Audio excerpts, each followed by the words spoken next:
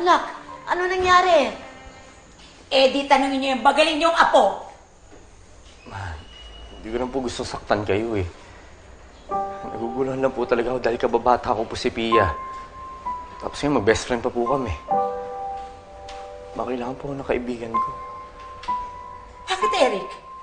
Kami, hindi ka namin kailangan. Ano nangyari sa'yo?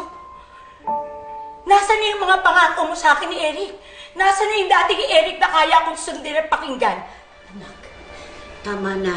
Mamaya na niya pag-usapan yan. Mamaya na. Hindi, Nay! Ngayon gusto kong marinig, Eric! Bakit ka nagkakaganyan?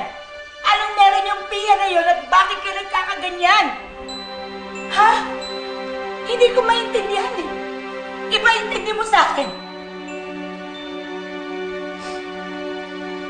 Ano, Eric?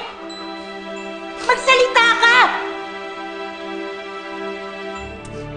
Mahal ko po siya. Mahal ko po si Pia.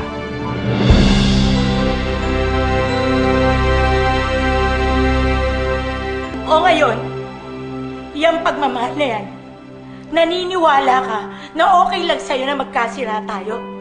Na magalit ako, magwala ako, magulo yung buhay natin? Eric! Ano pipiliin mo? Yung pagmamahal mo dyan sa Pia na yan? O yung pagmamahal mo sa aming pamilya mo?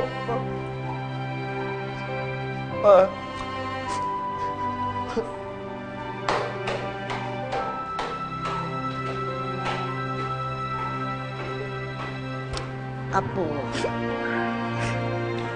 hindi tamang suwayin mo ang ina mo.